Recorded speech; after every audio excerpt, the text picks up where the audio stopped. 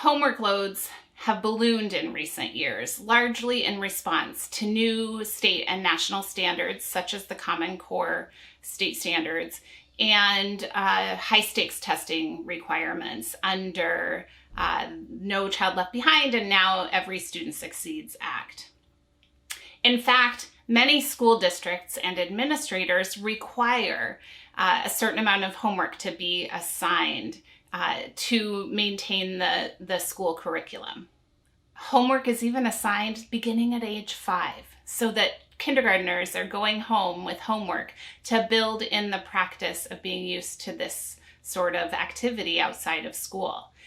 And I can say that this trend is even being felt in Montessori schools, where parents are asking for homework and administrators and even classroom teachers are seeing a potential benefit to assigning homework.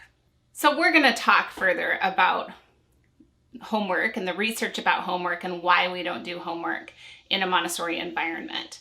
But first, let's talk a little bit about homework and its history, because it hasn't always been a central part of the U.S. educational culture. Far from it. When public education became compulsory in the last, half of the 19th century, homework was not a part of that culture. There was homework assigned often in the high school years, but no more than a couple of hours a night, and often just reading or writing.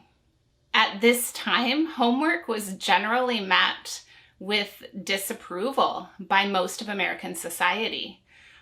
Depending on a family's socioeconomic status, a family that needed the children to work found homework to get in the way of the work they did around the home. And families with greater wealth found homework to get in the way of the additional classes they were having their children take, language lessons, arts, and music. So it was generally disapproved of. And in fact, in 1901, in the California Civil Code, there was a law against homework for children under the age of 15.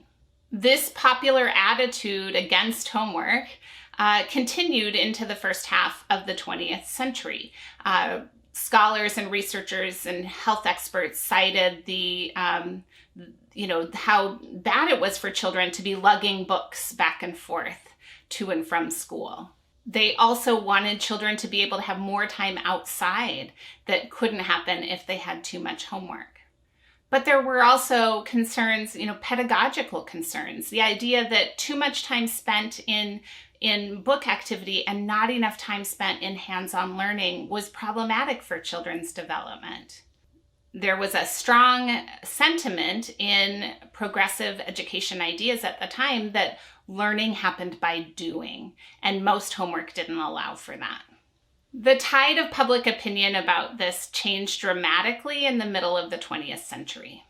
With the start of the space race in the 50s and the Cold War, homework started to become more popular. It was this idea that Americans could achieve more if they spent more of their day in studies, and that we had to keep up with other countries, particularly the Soviet Union, in the space race and other things.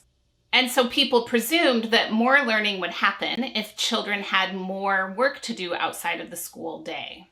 So by the 1980s, homework became really entrenched in our educational system and, relatively popular amongst administrators and parents.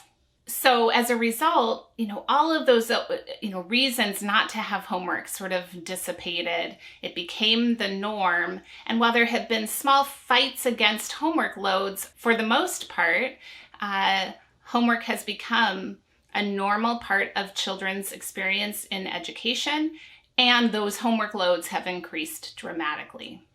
The interesting thing is that research doesn't support homework or any of the goals that people sort of generally put forth as reasons that we have homework. And of course, in our Montessori understanding of what children need, homework does not fit into that in the traditional way that it is used.